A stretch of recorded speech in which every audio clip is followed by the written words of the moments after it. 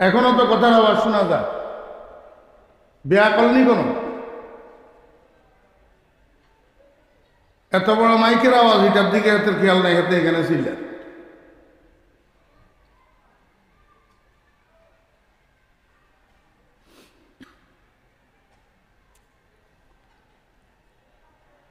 মাহফিল যেই নামেই হোক, যে সমস্ত ওলামায়ে কেরামকে দাওয়াত করা হয়, ওনারা কি করেন? কোরআন শরীফের যে কোনো জায়গা থেকে একটা দুইটা আয়াত তেলাওয়াত করি, সেগুলাকে অনুবাদ করি, ব্যাখ্যা করি, উপস্থিত মুসলমানদেরকে বুঝায়। তাহলে কোরআনের মাহফিল না? সবগুলা মাহফিল কিসের মাহফিল? আলহামদুলিল্লাহ বলার কথা যে এই কোরআনের মাহফিলটা বেহেশতেও হবে। বেশ কম হলেও দুনিয়ার কোরআনের মাহফিলের মধ্যে কোরআন তেলাওয়াত করি, সেটাকে অনুবাদ করি, ব্যাখ্যা করি, বোঝানো হয়। কিন্তু বেহেশতের কোরআনের মাহফিলের মধ্যে শুধু তেলাওয়াত আর তেলাওয়াত, এইখানে তর্জুমা ব্যাখ্যা হবে না। কারণ দুনিয়া তো দারুল আমল, এটা আমলের ক্ষেত্র। নামাজ আছে, রোজা আছে, হজ আছে, যাকাত আছে। এই আমলগুলা করার জন্য কোরআন বুঝা লাগে। কিন্তু জান্নাতের মধ্যে আমল নাই, জান্নাতের মধ্যে আমল নাই। জান্নাত হলো দারুল জাযা, সেখানে মজুরি পাওয়ার ক্ষেত্র। এটা মজুরি, হ্যাঁ, এটা হইল কর্মক্ষেত্র, আর এটা হইল বেতনের জায়গা। এই জন্য সেখানে শুধু তেলাওয়াত, সেখানে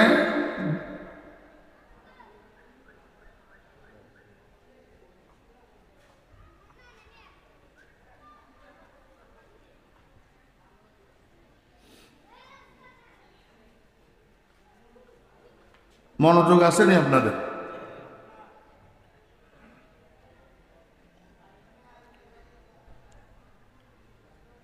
কোরআনের মাহফিল জান্নাতেও আছে। দুনিয়ার অন্য কোনো সভা সমাবেশ, সেমিনার, এগুলা দুনিয়া পর্যন্ত সীমাবদ্ধ। দুনিয়ার পরে আর আখেরাতে নাই, কিন্তু কোরআনের মাহফিল আখেরাতেও আছে, জান্নাতে থাকবে। এটার আয়োজন করবেন স্বয়ং রব্বুল আলামিন। তো দুনিয়াতে যে কোরআনের মাহফিলগুলা হয়, এখানে দুইটা কাজ হয়। একটা কাজ হলো কোরআন পড়া, আর একটা কাজ হলো কোরআন শোনা। দাওয়াতি মেহমানেরা কোরআন পড়ে, আর উপস্থিত শ্রোতারা কোরআন শুনে। দোনোটা ইবাদত। দোনোটা কি? ইবাদত। কোরআন পড়াও ইবাদত, কোরআন শোনাও ইবাদত। কেমনে ইবাদত? ইবাদত মানে কি? ইবাদত মানে হলো আল্লাহর হুকুম পালন করা। আল্লাহর হুকুম পালন করা। যদি কোনো সৎ কাজ কোনো মানুষ আল্লাহর হুকুম পালনের উদ্দেশ্যে না করে, তাহলে সেটা ইবাদত হবে না। যেমন একটা সৎ কাজ হইল বসি পেশাব করা, আর দাঁড়াই পেশাব করা অসৎ কাজ। তা এখন এই বসি পেশাব করা সৎ কাজটা আমাদের দেশের অনেক হিন্দু ভাইয়েরাও করে, করেনি? ইবাদত হবে? হবে না। কিন্তু একজন মুসলমান যদি রসুলের তরিকা অনুসরণের নিয়তে আল্লাহর হুকুম পালনের উদ্দেশ্যে বসি পেশাব করে, তো তার পেশাব করাটাও ইবাদত হবে। জি, আল্লাহু আকবার। তাহলে আল্লাহ পাকের হুকুম পালন করার উদ্দেশ্যে যদি কোনো সৎ কাজ করা হয়, সেটা ইবাদত হয়। আচ্ছা, আপনারা আমাকে একটু বুঝি থাকলে বলেন, নামাজ পড়া ইবাদত কিনা? নামাজ সমস্ত ইবাদতের সর্দার, সৈয়দুত তাআত।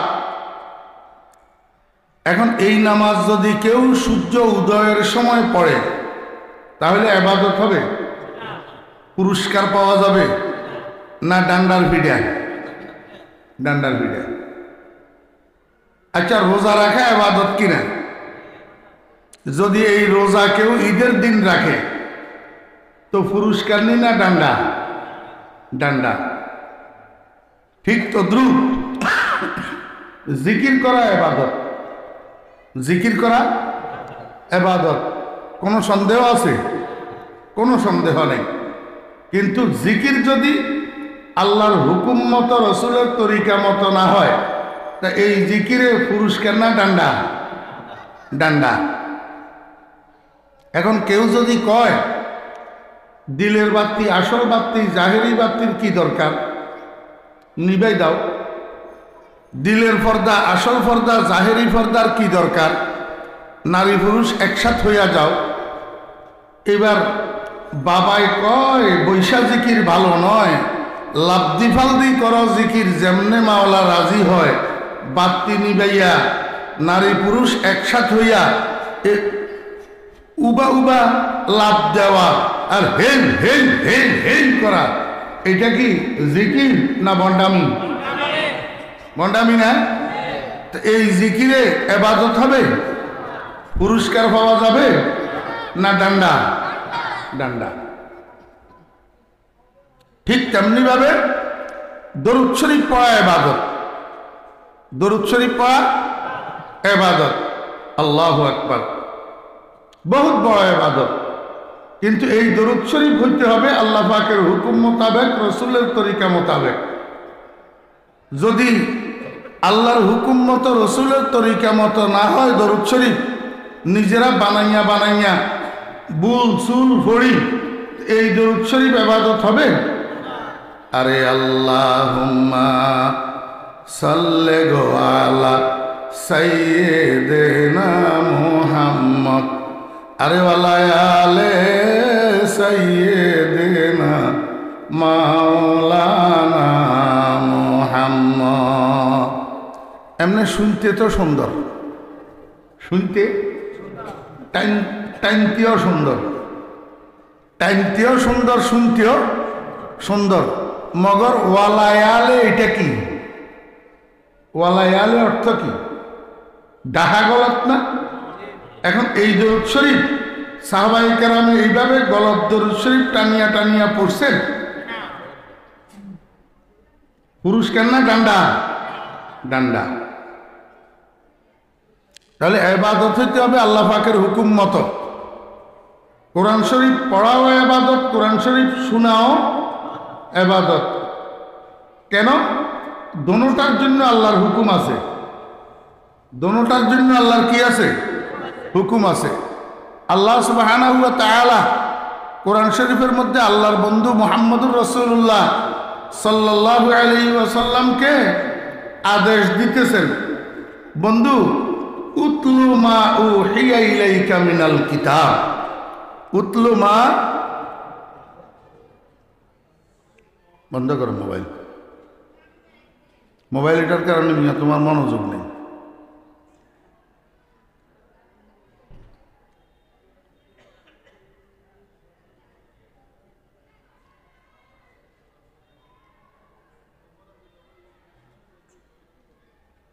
হে আমার বন্ধু মুহাম্মদ সাল্লাল্লাহু আলাইহি ওয়াসাল্লাম, উতলু, আপনি তেলাওয়াত করুন, আপনি কোরআন শরীফ পড়ুন। এটা আল্লাহ পাকের হুকুম না? আল্লাহ পাকের হুকুম। দোস্ত আপনি কি সাবান বুট খাইতে আইছেন এখানে?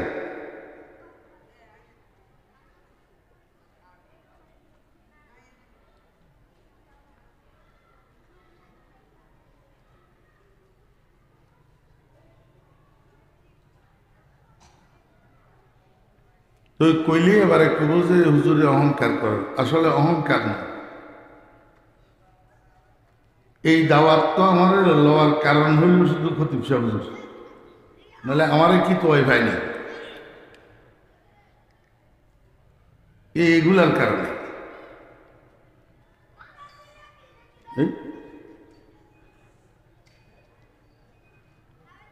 এই পিচ্ছি পিচ্ছি মাহফিল এগুলার ভিতরে কথা বলা যায় না। চতুর্দিক থেকে খালি আওয়াজ আর আওয়াজ।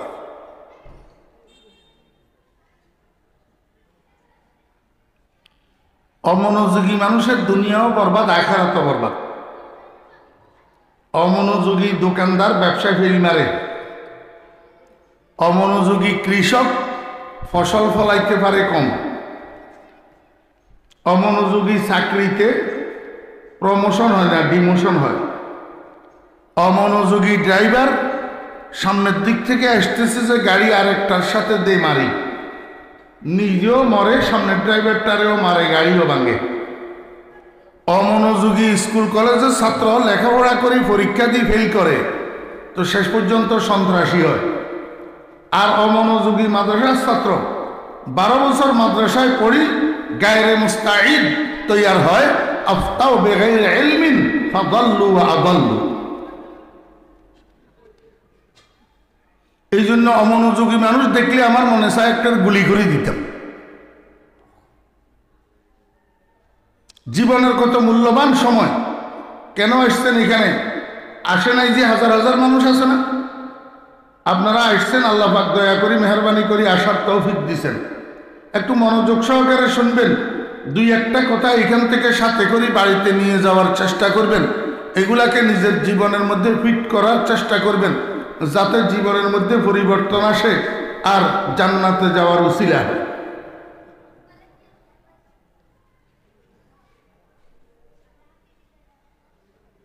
আল্লাহ সুবহানাহু ওয়া তাআলা রাসূলকে আদেশ করছেন, হে আমার রাসূল, আপনি আপনার উপরে ওহীর মাধ্যমে যেই কিতাবটা পাঠানো হয়েছে অর্থাৎ কোরআন শরীফ, এই কোরআন শরীফকে আপনি তেলাওয়াত করুন, আপনি পড়ুন।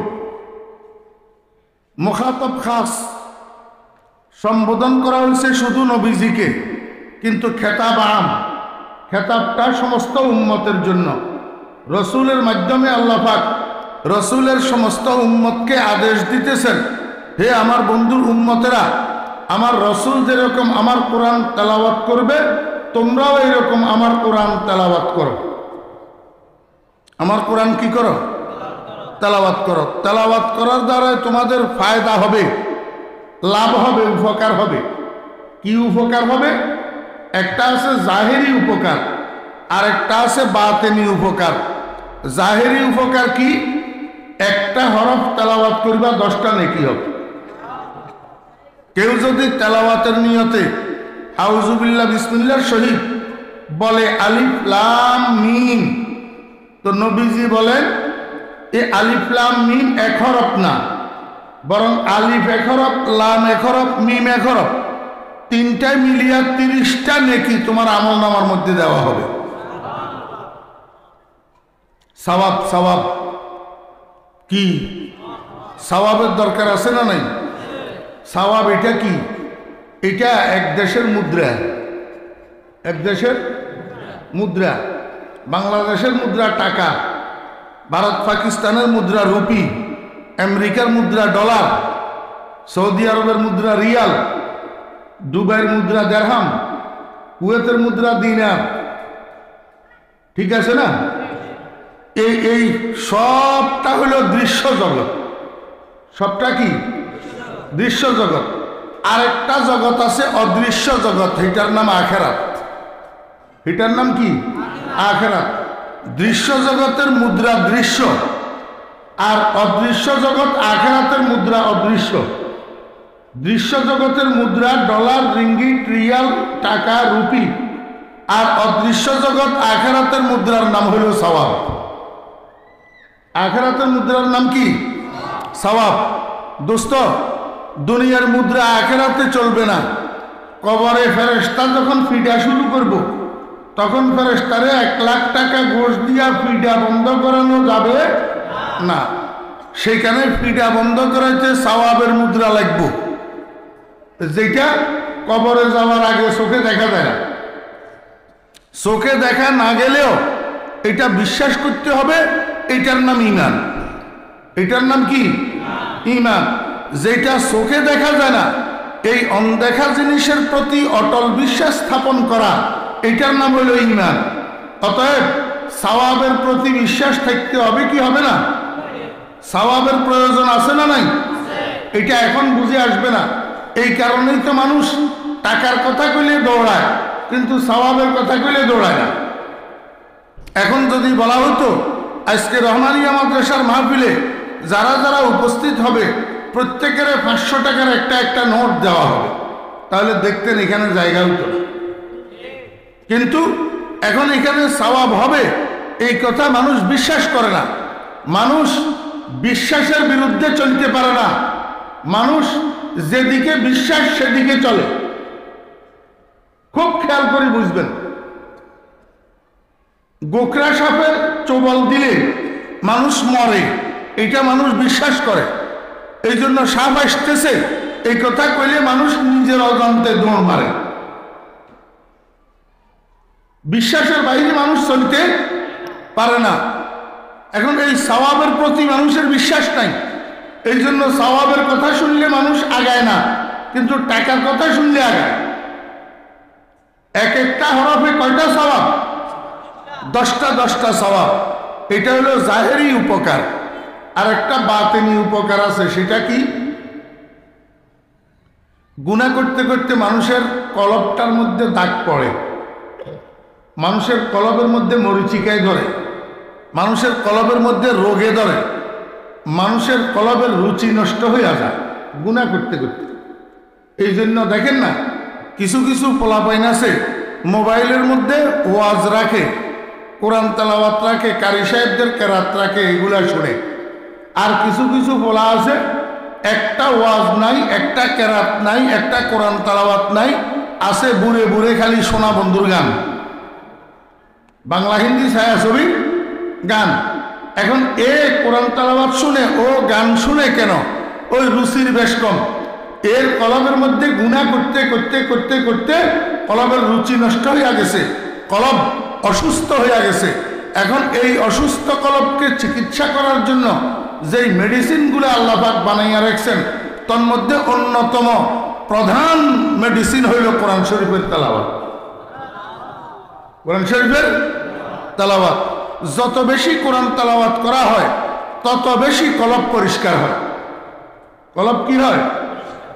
আর কোনো মা বোনেরা, কোনো বাপেরা সন্তান যখন গর্ভে ধারণ করে, এই সময়ের মধ্যে সন্তান গর্ভে লইয়া মা যদি কোরআন তেলাওয়াত বেশি বেশি করে, তো গর্ভের সন্তানটা দিনদার হয়, পরহেজগার হয়, মেধাবী হয়, আল্লাহওয়ালা হয়, আলেম হয়, হাফেজে কোরআন হয়। আব্দুল কাদের জিলানী রহমতুল্লাহ আলাইহি বয়স যখন 5 বছর পুরা হয়েছে, তো উনার মা উনারে হাফেজিয়া মাদ্রাসা একটা লই গেছে নিয়া। হাফেজ শাহ হুজুরকে কয়, হাফেজ শাহ হুজুর, আমার ছেলেটা আব্দুল কাদের বয়স 5 বছর পুরা হয়েছে, এখনো কোনো মাদ্রাসায় ভর্তি করি নাই, কোনো ওস্তাদের সামনে বসাই নাই, কোনো লেখাপড়া করাই নাই। এই জীবনের শুরুতে সর্বপ্রথম আপনার কাছে নিয়ে আসছি, কারণ আমার মনের কামনা আমার আব্দুল কাদের পরে যা হবে হবে, প্রথমে একবার কোরআনে কারিমের হাফেজ হবে। আমার ভাইয়েরা, দোস্ত আহবাব, আব্দুল কাদের জিলানী রহমতুল্লাহ আলাইহির মা বলেন, হুজুর, আমার ছেলেটাকে আপনার সুপর্দ করলাম, আপনি আমাকে একটা হাফেজে কোরআন উপহার দিবেন। কি দিবেন? ও মুসলমান ভাইয়েরা, রহমানিয়া মাদ্রাসার আশেপাশের ভাইয়েরা, প্রতিবেশী মুসলমানেরা, সন্তান আপনারা আমার কাছে নাই? 1টা 2টা 3টা 4টা 5টা 7টা সন্তানের মা বাবা আল্লাহ পাক আমাকে আপনাকে বানাইলেন। আমার আপনার অন্তরের মধ্যে মুসলমান হওয়া সত্ত্বেও এই কামনা, এই আরজু কেন আসলো না যে আমার একটা সন্তান হইলেও জীবনের শুরুতে হাফেজে কোরআন হবে? কেন আসলো না? কেন বানাইলেন না? একটা ছেলেকে কেন হাফেজে কোরআন বানাইলেন না? আল্লাহ। আব্দুল কাদের জিলানী রহমতুল্লাহ আলাইহির মা তো চলে গেছে বাড়িতে। হাফেজ শাহ হুজুর কয়, বাবা আব্দুল কাদের, আমার সামনে বসো, আমার মুখে মুখে বলো, আউযু বিল্লাহি মিনাশ শাইতানির রাজিম, বিসমিল্লাহির রহমানির রহিম, আলহামদুলিল্লাহি রাব্বিল আলামিন, আর রহমানির রহিম, মালিকি ইয়াউমিদ্দিন। হাফেজ সাহেব হুজুর সূরা ফাতিহা আলহামদু শরীফ শুরু থেকে শেষ পর্যন্ত আব্দুল কাদেরকে মুখে মুখে পড়াইছেন। মুখে মুখে পড়ানোর পরে আরো 2-4 বার 5 বার 7 বার শুরু থেকে শেষ পর্যন্ত সূরা ফাতিহা আব্দুল কাদেরকে মাশকে করাইছেন। মাশকে করাইয়া এবার কয়, বাবা আব্দুল কাদের, বাবা আব্দুল কাদের,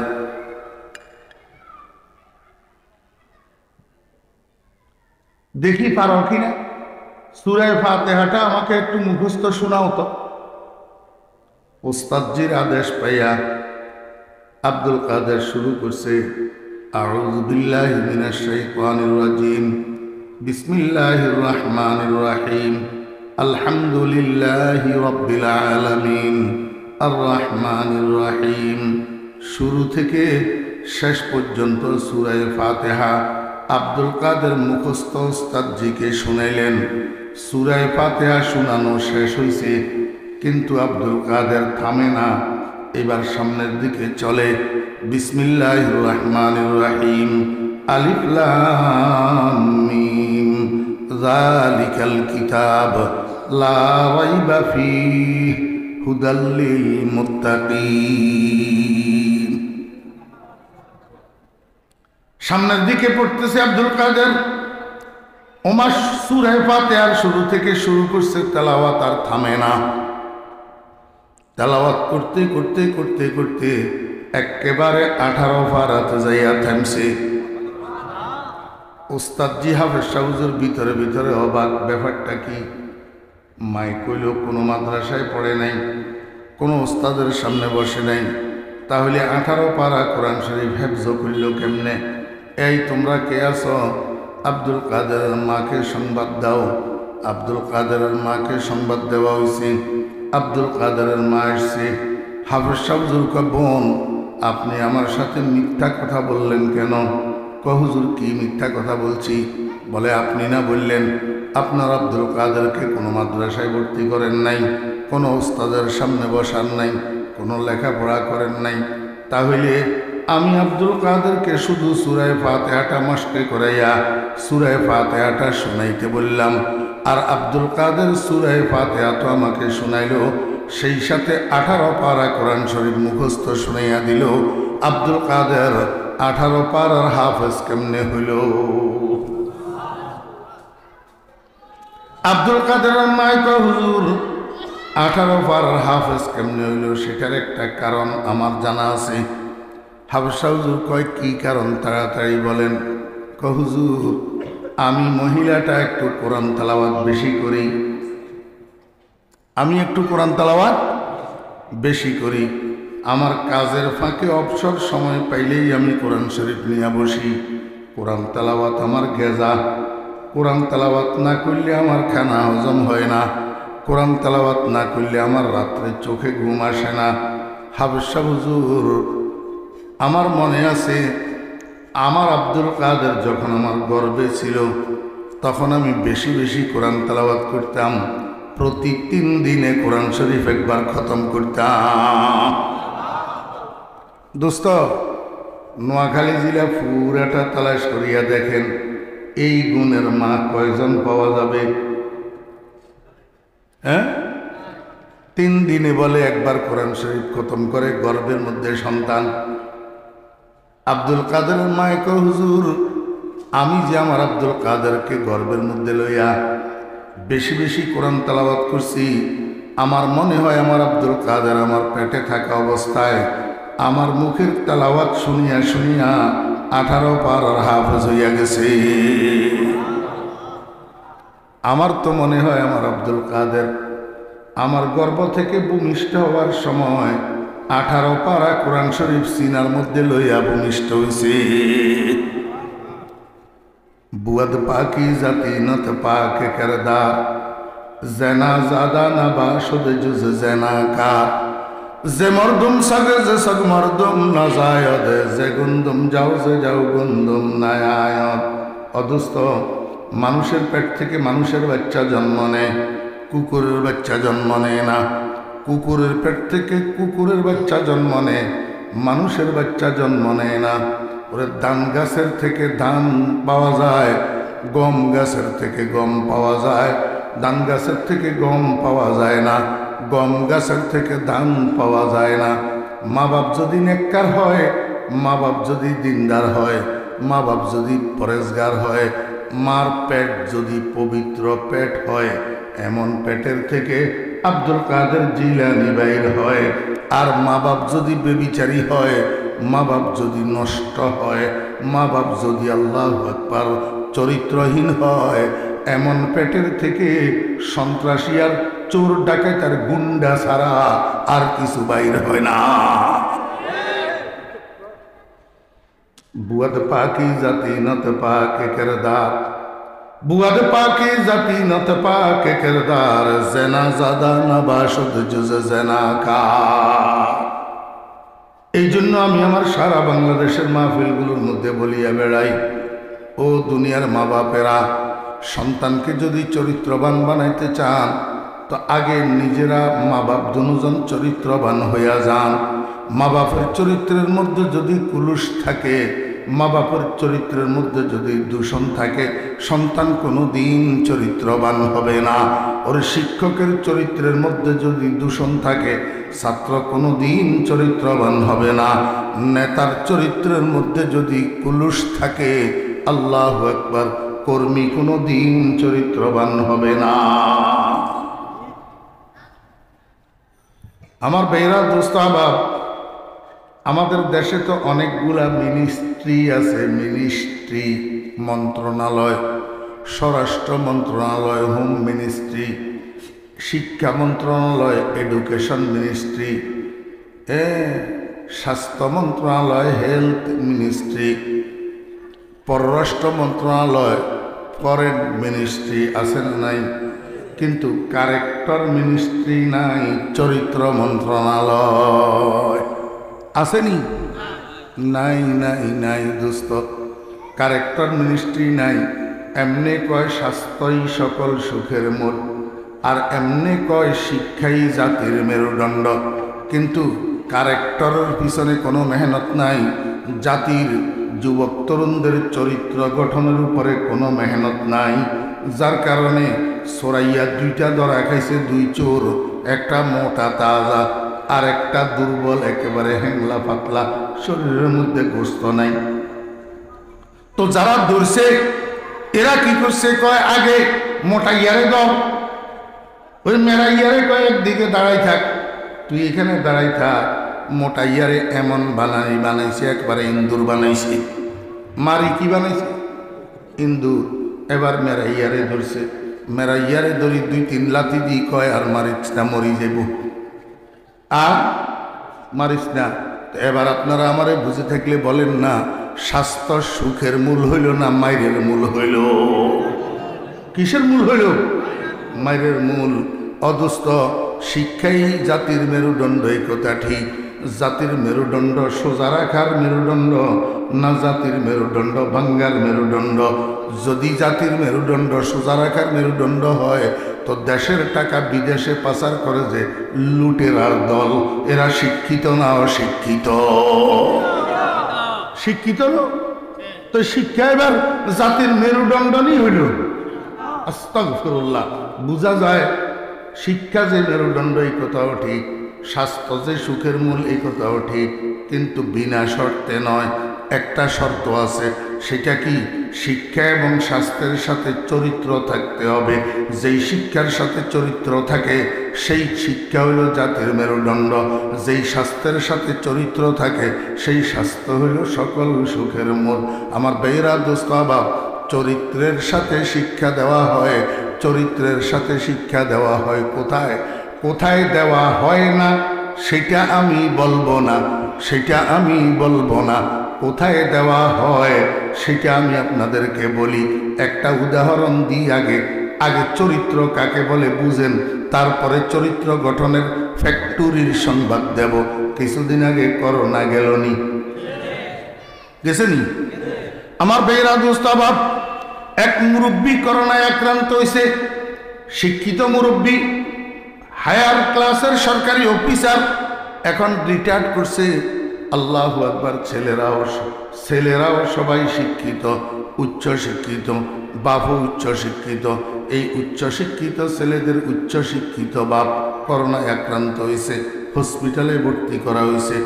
এই যে হসপিটালে নিয়ে রাখিয়েছে বাপেরে, এরপর থেকে আরেকটা ছেলেও কোনোদিন দেখার জন্য যায় নাই করোনার ভয়ে, দেখার জন্য। শেষ পর্যন্ত বাপ মারা গেছে। হসপিটাল থেকে ডাক্তার ছেলের কাছে ফোন করছে, ভাই আপনার আব্বা ইন্তেকাল করছেন, আপনার আব্বাকে আপনারা রিসিভ করে নিয়ে যান, দাফন কাফনের ব্যবস্থা করেন, জানাজার নামাজের ব্যবস্থা করেন। ছেলে ডাক্তার সাহেবকে কয়, ডাক্তার সাহেব এই পরিস্থিতিতে আমরা কেউ হসপিটালে আসবো না, আপনারা আমার আব্বার লাশটাকে আঞ্জুমানে মফিদুল ইসলামকে দিয়া দেন, ওনারা দাফন করে ফেলুক। আমার ভাইরা দুস্তাবাব, ওই সময়ের মধ্যে সেখানে কতগুলা মাদ্রাসার ছাত্রের একটা দল উপস্থিত ছিল। মাদ্রাসার ছাত্রের একটা দল, কিসের দল জানেননি?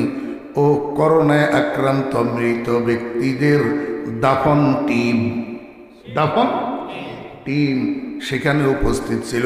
এই দাফন টিমে কয়, ডাক্তার সাহেব মফিজুল ইসলামের দেওয়ার দরকার নাই, আমাদেরকে দিয়া দেন, আমরা সুন্দর মতো শরীয়ত মতো গোসল দিয়া কাফন পরাইয়া জানাজার নামাজ পড়ি, আমরা ওনাকে দাফন করব। আমার বেয়েরা দোস্ত আবাব বুঝে থাকলে বলেন না, প্রত্যাখ্যান করল সন্তান হইয়া তারাও শিক্ষিত, আর সাদরে গ্রহণ করি, জানাজা পড়ি, গোসল করাইয়া কাফন পরাইয়া দাফন করল, তারাও শিক্ষিত, তারাও শিক্ষিত। হ্যাঁ, একদল এক ফ্যাক্টরির শিক্ষিত, আরেক দল আরেক ফ্যাক্টরির শিক্ষিত। বুঝে থাকলে বলুন তো, এই ক্ষেত্রে চরিত্রবান কারা? সন্তান হইয়া বাপের লাশটাকে যারা অ্যাবাউট করলো এরা চরিত্রবান, নাকি আত্মীয় না হওয়ার পরেও যারা সাদরে গ্রহণ করলি দাফনের ব্যবস্থা করলো এরা চরিত্রবান? হ্যাঁ, এবার আপনারা বিচার করেন না, চরিত্রবান কোন কারখানায় তৈরি হয়? কোথায়? মাদ্রাসায়। আমার ভাইয়েরা দোস্ত আবাব বলে প্রমাণ,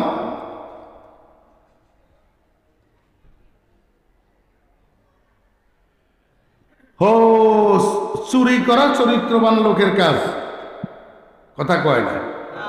ডাকাতি করা চরিত্রবান লোকের কাজ, গাঁজা খাওয়া চরিত্রবান লোকের কাজ, ইয়াবা খাওয়া চরিত্রবান লোকের কাজ, হাইজেক করা চরিত্রবান লোকের কাজ, নারী নির্যাতন করা চরিত্রবান লোকের কাজ, নারী দর্শন করা চরিত্রবান লোকের কাজ, নারীর মুখে অ্যাসিড নিক্ষেপ করা চরিত্রবান লোকের কাজ, রাজনীতির নামে মানুষ খুন করা চরিত্রবান লোকের কাজ, অন্যের সম্পদ আত্মসাৎ করা চরিত্রবান লোকের কাজ, দোকানদারের দোকানে বাকি করি দোকানদারের পাওনা টাকা না দেওয়ার জন্য চলচাতুরি করা অথবা প্রকাশ্যে তাকে ধমকি দেওয়া চরিত্রবান লোকের কাজ। জি,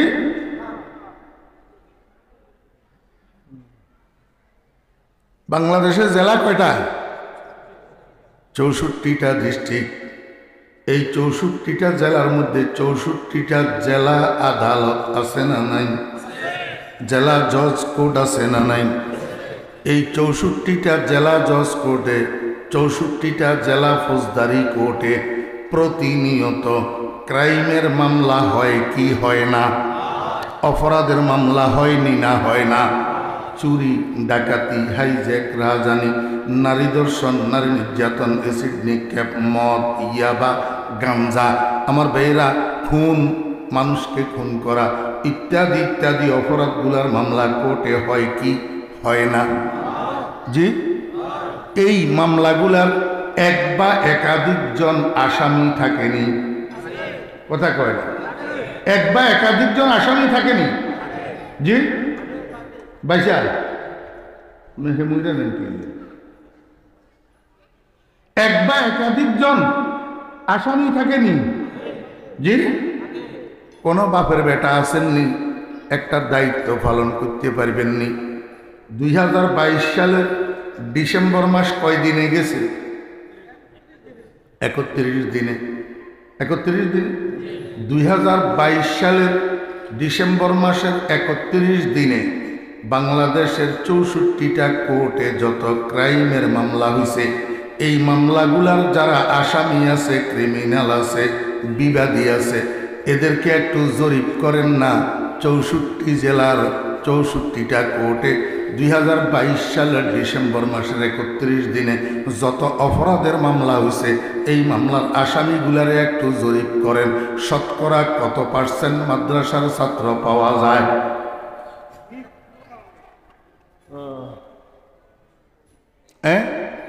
বিবেকের ভিতর পুকুরে পেশাব করছে না?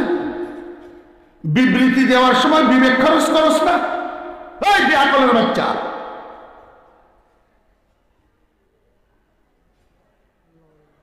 শতকরা কত % পাওয়া যাবে মাদ্রাসার ছাত্র?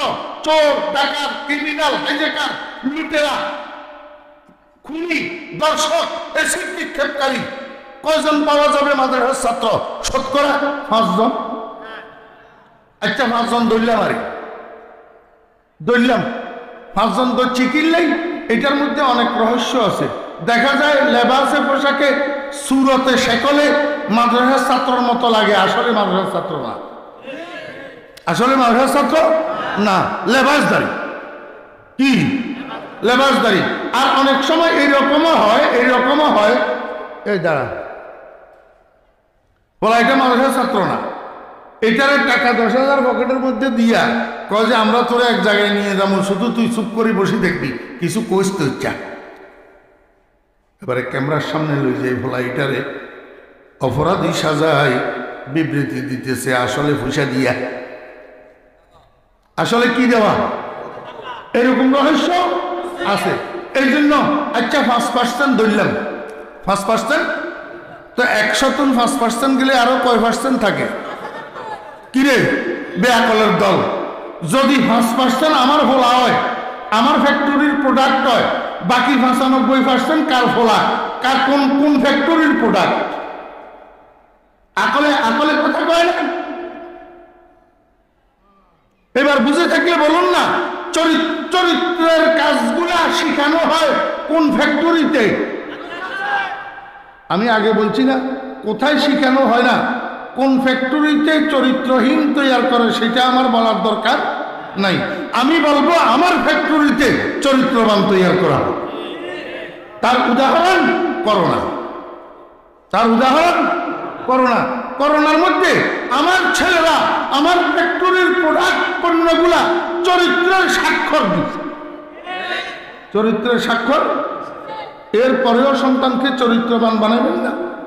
যদি চরিত্রবান বানাইতে চান, নিজে আগে চরিত্রবান হন এবং চরিত্র গড়ার রাস্তায় সন্তানকে পরিচালিত করুন। দেখবেন আপনার সন্তান চরিত্রবান হয়ে যাবে। সমাজের প্রত্যেকটা বাপের সন্তান যদি চরিত্রবান হয়ে যায়, সমাজে আর অশান্তি থাকবে না। আল্লাহু আকবার। আমার ভাইরা দুস্তাবাব, যেই কথাটা আমি আপনাদেরকে বুঝাইতে চেয়েছিলাম, কোরআন শরীফের তেলাওয়াতের দ্বারা, কোরআন শরীফ পড়ার দ্বারা যেই মানুষগুলা গুনাহ করতে করতে কলবের মধ্যে মরিচিকায় ধরে, কলব অসুস্থ হইয়া যায়, কলবের রুচি বিকৃত হইয়া যায়, এই কলবকে ঠিক করে কোরআনে কারিমের তেলাওয়াতে, ঠিক করে কিসে? কোরআনে কারিমের তেলাওয়াতে। এগুলা সবটা কথার পিছনে আয়াত এবং হাদিস আছে, কিন্তু এইগুলা সব যদি আমি বলতে যাই তাহলে আমার সময় কভার হবে না। কথা বুঝছেন না বুঝেন নাই? এতক্ষণের আলোচনায় কি বুঝলেন? কোরআন শরীফ পড়লে লাভ না ক্ষতি, উপকার না ক্ষতি? করেননি, আমরা করিনি, দোস্ত নাই, কোরআনে কারিমের তেলাওয়াত নাই। আচ্ছা গেল একটা, আরেকটা কি? আরেকটা হলো কোরআন শরীফ শুনেন। কোরআন শরীফ শোনা, এটাও আল্লাহ পাকের আদেশ, আল্লাহ পাকের আদেশ। আগে বলছি না, আল্লাহ পাকের আদেশ পালন করার নাম ইবাদত। আল্লাহর আদেশ পালন করার নাম কি?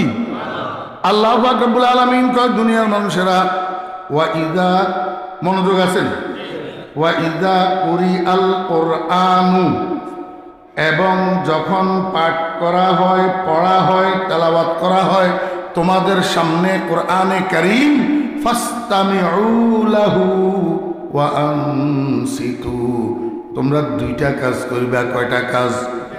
দুইটা কাজ।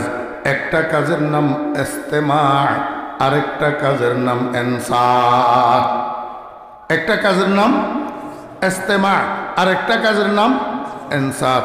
যদি বলেন ফাস্তামিউ লাহু, তোমাদের সামনে যখন কোরআনে কারীমের তেলাওয়াত করা হয় তোমরা এটাকে শুনো, তাহলে তরজমা হবে না, তরজমা হবে না।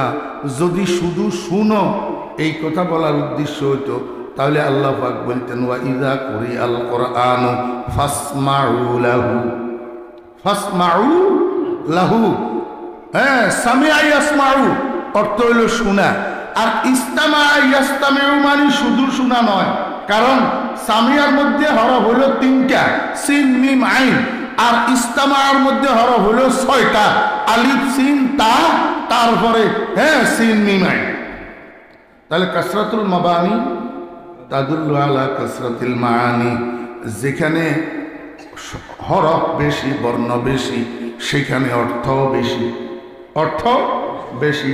তাহলে সামিআ মানি যদি শুধু শোনা হয়, ইস্তামা মানি শুধু শোনা নয়, ইস্তামা মানি গভীর মনোযোগ সহকারে, গভীর মনোনিবেশের সাথে শোনা। আল্লাহ পাক রব্বুল আলামিন কয়, দুনিয়ার মানুষেরা তোমার সামনে যখন কোরআন শরীফ তেলাওয়াত হয়, এই আমি মাইকের সামনে বসছি থেকে এই পর্যন্ত কোরআনের আয়াত তেলাওয়াত করছিনি না করিনি? একাধিক কোরআনের আয়াত তেলাওয়াত করিনি? আপনারা শুনছেন না? এই কথাটা আল্লাহ পাক বলতেছেন, যখন তোমাদের সামনে কোরআনে কারীমের তেলাওয়াত করা হবে তোমরা গভীর মনোযোগের সাথে, গভীর মনোনিবেশের সাথে কোরআনের তেলাওয়াত শুনো। কোরআন তেলাওয়াত, তোমার সামনে কোরআন তেলাওয়াত হবে আর তুমি এদিক সেদিক তাকাইবা, তুমি মোবাইল টিপবা, তুমি গল্প গুজব করবা, তুমি অমনোযোগী হইবা, তুমি উদাসীন হইবা, শুনলে শুনলে না শুনলে নাই। অমনোযোগিতার সাথে আওয়াজ যাইয়া তোমার কানে বাড়ি খাইল, এটার নাম শোনা নয়। আল্লাহ পাক রব্বুল আলামিন কয়, মনোনিবেশের সাথে, মনোযোগের সাথে কোরআনে কারীমের তেলাওয়াত শোনো। আর ওয়া আনসিতু, ওয়া আপনি যদি অর্থ করেন ওয়া আনসিতু মানি এবং তোমরা চুপ থাকো, তাহলে তরজমা গলত, তরজমা গলত। যদি চুপ থাকার আদেশ দিতেন আল্লাহ পাক তাহলে বলতেন ফাসকুতু, সাকাতা ইয়াসকুতু মানি চুপ থাকা। তা আল্লাহ পাক বলতেন ফাউসকুতু, তোমরা চুপ থাকো। এখানে চুপ থাকা উদ্দেশ্য নয়। তাহলে আনসিতু শব্দের অর্থ কি? আনসিতু শব্দের অর্থ হলো কোরআনে কারীমের শ্রবণে ব্যাঘাত ঘটে, কোরআনে কারীমের শ্রবণে ডিস্টার্ব ঘটে, এমন যত কথা, এমন যত কাজ, সেগুলোর থেকে তোমরা বিরত থাকো। সেগুলোর থেকে কি থাকো?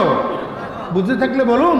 আপনার সামনে কোরআনে কারীমের তেলাওয়াত হইতেছে আর আপনি নিচের দিকে তাকে মোবাইল টিপলেন। এই মোবাইল টিপা কোরআনে কারীমের শ্রবণে বিঘ্ন ঘটায় কি ঘটায় না?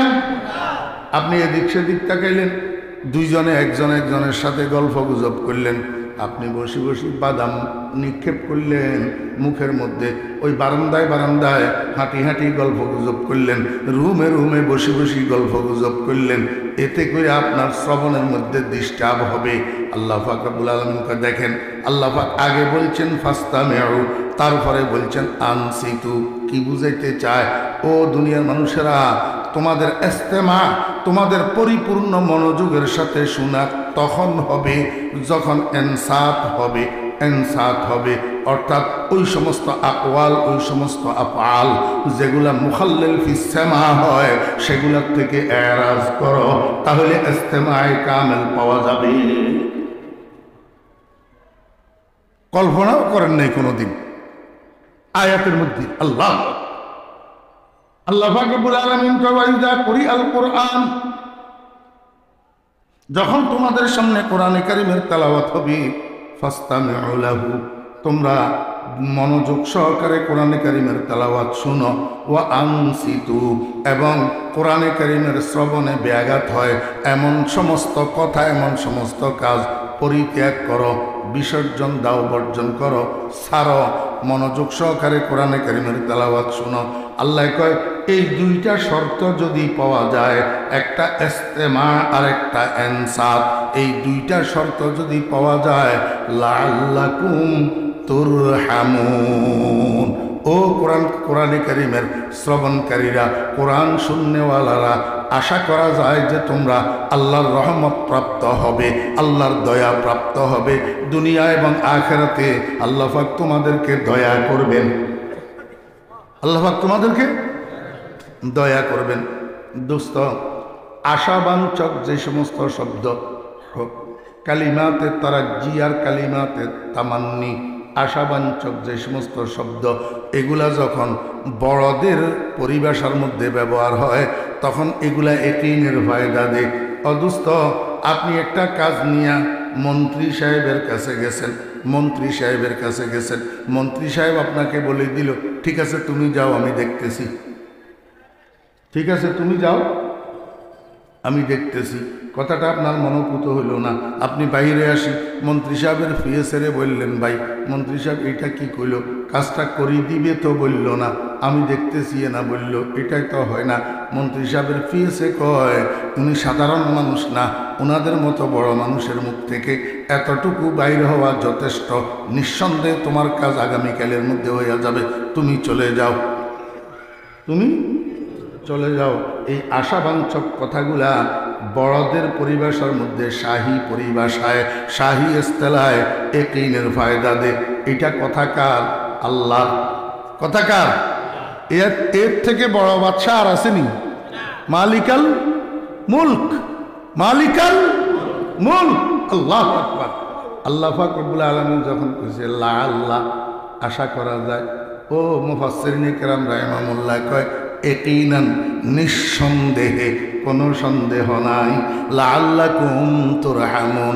ও দুনিয়ার মানুষেরা, তোমরা যদি ফুসু ফুসু গুতু গুতু বন্ধ কইরা, কাজকর্ম বন্ধ কইরা মনোযোগের সাথে কোরআনে কারিমের তেলাওয়াত শ্রবণ করো, নিঃসন্দেহে ইয়াকিনান আল্লাহ পাক তোমার দুনিয়ার হায়াতের মধ্যেও রহমত দান করবেন, কবরেও রহমত পাইবা, হাসরেও রহমত পাইবা, এবং অফুরন্ত রহমতের ভান্ডার জান্নাতে জায়গা পাইবা।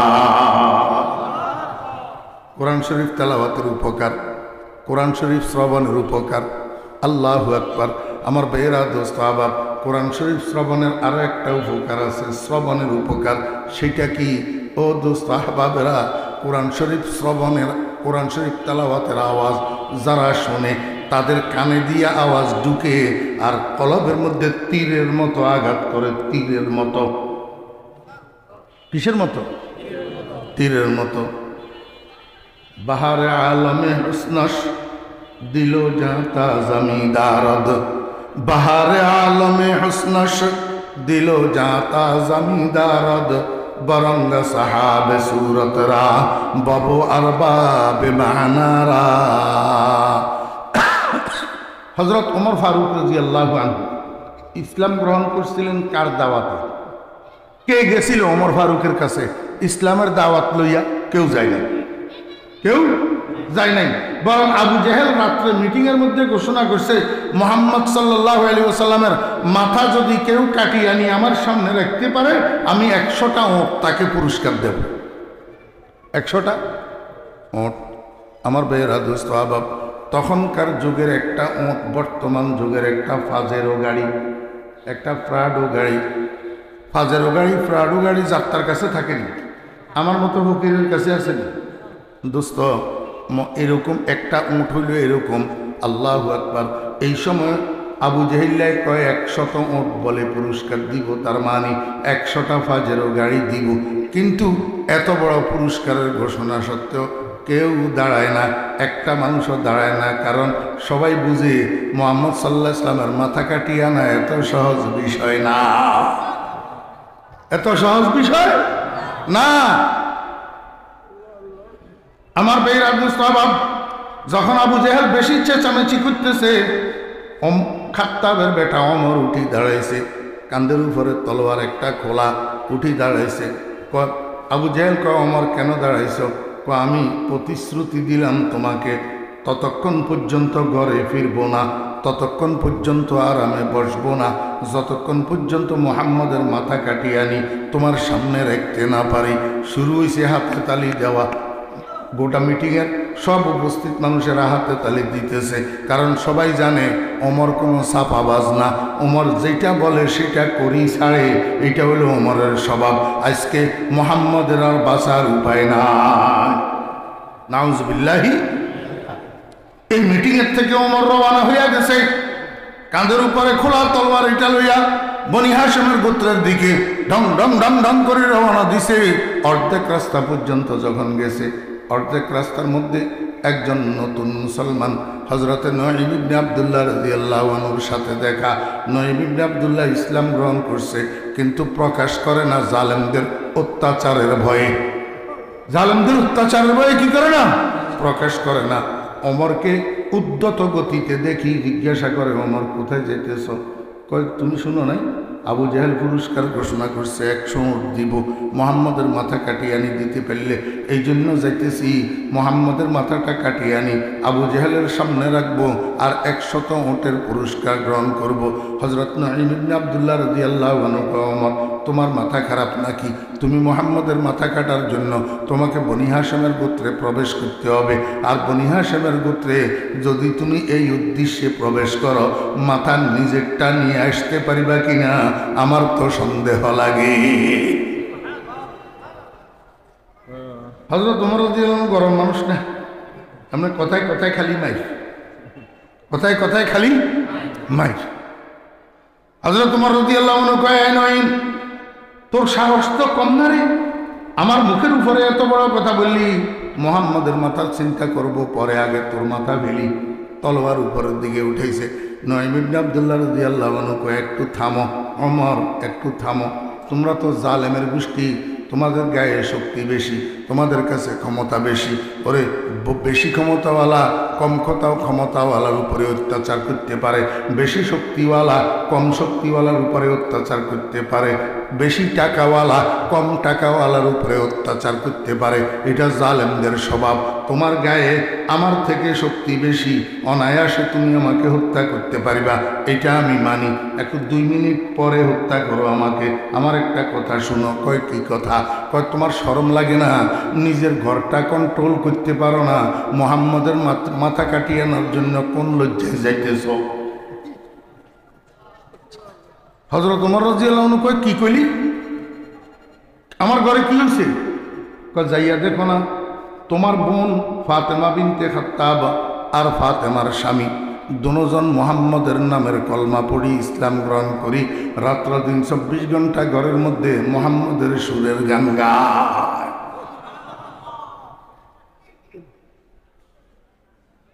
হযরত ওমর রাদিয়াল্লাহু আনহু কয়, নঈম আমি যাইতেছি পরীক্ষা করার জন্য, যদি তোর কথা এটা সত্য না হয় আমি কিন্তু সত্যি সত্যি তোকে হত্যা করব, খেয়াল রাখিস। কয় ঠিক আছে তুমি যাও। হযরত ওমর রাদিয়াল্লাহু আনহু ইউ টার্ন লইয়া আবার পিছনের দিকে ছুটছে। আল্লাহু আকবার। যাইতে যাইতে ফাতেমা বিনতে খাত্তাব রাদিয়াল্লাহু আনহার স্বামীর ঘরের থেকে একটু সামনে পর্যন্ত গেছে। ভিতরের দিক থেকে আওয়াজ আসতেছে, তাহা মা আনসালনা আলাইকাল কুরআনা লিতাশকা। ও দূরে থাকতে কোরআন তেলাওয়াতের আওয়াজ যে কানে গেছে, এই আওয়াজ এইটাই হযরত ওমর রাদিয়াল্লাহু আনহুর কলবের মধ্যে তীরের মতো গাঁথি গেছে, তীরের মতো গাঁথি গেছে। কিন্তু ওই সাইকেলের হ্যান্ডেল মারা বন্ধ করে দিলেও কদ্দুর ঘুরে না, কদ্দুর কি ঘুরে, ঠিক তেজ সেইটার উপরে রয়ে গেছে। দরজায় গেছে, যাইয়া দিছে টোকা। ভিতর থেকে ফাতেমা বিনতে খাত্তাব রাদিয়াল্লাহু আনহা জিজ্ঞাসা করে, কে? ওমর ঝাঁঝালুর কণ্ঠ, দরজা খোল। ওরে বাবা রে, যেখানে বাঘের ভয় সেখানে বলে রাত্রি হয়। ভিতরে ওনারা 3 জন ছিলেন, ফাতেমা, ফাতেমার স্বামী আর হযরতে খাব্বাব রাদিয়াল্লাহু আনহু। খাব্বাব রাদিয়াল্লাহু আনহু ওনারা দুজন নতুন মুসলমান, তো ওনাদেরকে কোরআনে কারিমের তেলাওয়াত শিখাইতেছিলেন। যখন ওমরের আওয়াজ পাইছে, হযরত খাব্বাব রাদিয়াল্লাহু আনহু আস্তে আস্তে বসার থেকে উঠি ওই পার্টিশনের ওই পাশে যাইয়া তওরিয়া করে দাঁড়ায় রয়েছে। কিন্তু ইনারা গণতন্ত্র স্বামী স্ত্রী, ওনারা নিজের ঘরের থেকে লুকাইবে কোথায়? ফাতেমা উঠি দরজা দিছে খুলি, অমর ঢুকছে ভিতরে, ঢুকি কয় এই ফাতেমা, তোদের ঘরের থেকে চিকন সুরের একটা মিষ্টি আওয়াজ বাহিরের দিকে যাইতেছিল, এটা কিসের আওয়াজ রে? ফাতেমা কয় কই ভাইয়া, না তো, আমরা স্বামী স্ত্রী কথা বলতেছিলাম। আরে কোরআন তেলাওয়াত করে এটা কথা না? এটাও তো কি কথা? তো আমরা স্বামী স্ত্রী দুজনে কথা বলতেছিলাম। হযরত ওমর রাদিয়াল্লাহু আনহু কোমরের মধ্যে কোমর, আচ্ছা বলা এটা গরম চা এক কাপ নদী ঠান্ডা বানিয়ে কেন আমার কিলে দিয়ে গেল, আমি বুঝলাম। মনোযোগ আছেন? হযরত ওমর রাদিয়াল্লাহু আনহু কোমরের মধ্যে দোররা দোররা চাবুক ফেসানো ছিল, চাবুক এটারে টানি বাইর করে লইছে, শুরু করছে মায়ের পেটের বোন ফাতেমারে চাবুক দিয়া প্রহার করা। আমার ভাইরা, চাবুকের যে রশি, এই রশি এটা মানুষের পিঠের উপরে যতবার পড়ে প্রত্যেকটা আঘাতে রশির সাথে চামড়া উঠে আসে, চামড়া। এই চাবুক দিয়া বোন ফাতেমা বিনতে খাত্তাবকে প্রহার করা শুরু করছে, আঘাত করা শুরু করছে। চাবুকের আঘাতে আঘাতে ফাতেমার গোটা শরীর, মহিলা মানুষ, অবলা শরীর, গোটা শরীর ক্ষত বিক্ষত হইয়া রক্তে রঞ্জিত হইয়া গেছে, আর বরদাস্ত করতে পারে না। এক পর্যায়ে ফাতেমা দাঁড়ানোর থেকে লুটাইয়া মাটিতে পড়ে গেছে। ফাতেমা যখন পড়ে গেছে, হযরত ওমর রাদিয়াল্লাহু আনহু এবার বগ্নিপতির দিকে ঘুরছে, এইবার বগ্নিপতিকে প্রহার করা শুরু করছে, চাবুক দিয়া আঘাত করা শুরু করছে। 4-5 গা যখন লাগাইছে, ফাতেমা আস্তে আস্তে শোয়ার থেকে উঠছে, উঠি সাহস করে চাবুকটা ধরে ফেলছে। চাবুকটা হযরত ওমর ফারুক রাদিয়াল্লাহু আনহু এক চোখ এত বড় বড় আগুনের মতো, ফাতেমা তোর তো সাহস কম না, তুই আমার চাবুক ধরলি কোন সাহসে? ফাতেমা কয় ভাইয়া, যতক্ষণ পর্যন্ত তোমাকে ভয় করছিলাম এতক্ষণ তো ধরি নাই, এখন তোমার ভয় আর আমার অন্তরে না, এখন তোমার ভয় আর আমার অন্তরে নাই। আমাকে আঘাত করছো, আমাকে আঘাত করছো, আমি সহ্য করছি, বরদাস্ত করছি, আঘাত খাইছি, কিন্তু আমার কলিজার টুকরা স্বামীকে, আমার কলিজার টুকরা স্বামীকে যদি তুমি এইভাবে আঘাত করো, আমি সেটা বরদাস্ত করতে পারি না। ও ভাইয়া, তুমি কি চাও? শেষ পর্যন্ত চাবুক দিয়ে আঘাত করতে করতে আমাদেরকে কি করবা? মেরে ফেলবা? আমরা মরে যাব, আমরা মরে যাব, এই তো, আর তো কিছু না। ফাতেমা কয় ভাইয়া, তোমাকে এখন দেখতহীন কণ্ঠে জানাইয়া দিতেছি, মরে যাব, মরার জন্য তৈয়ার আছি, কিন্তু মুহাম্মাদের নামের কলমা যে পড়ছি, কলমা ছাড়ব না। तौहीद की अमानत सीनों में है हमारा, आसान नहीं मिटाना नाम निशा हमारा। কঠোর ভাষায় ফাতেমা যখন কথা বলা শুরু করছে, যত কিছু হোক মায়ের পেটের ভাই তো, এখন হযরত ওমর রাদিয়াল্লাহু আনহু নরম হইয়া গেছে, শর্মিন্দা হইয়া গেছে। আর কি করবে? যখন মরার জন্য তৈয়ার হয়ে গেছে মানুষটাকে, আর কি করা যাবে?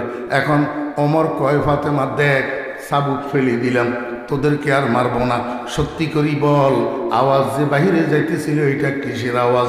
হযরতে ফাতেমা বিনতে খাত্তাব রাদিয়াল্লাহু আনহা কয়, এটা আমাদের রবের কালামের তেলাওয়াতের আওয়াজ, যেটা আমাদের নবীজির উপরে নাজিল হয়েছে।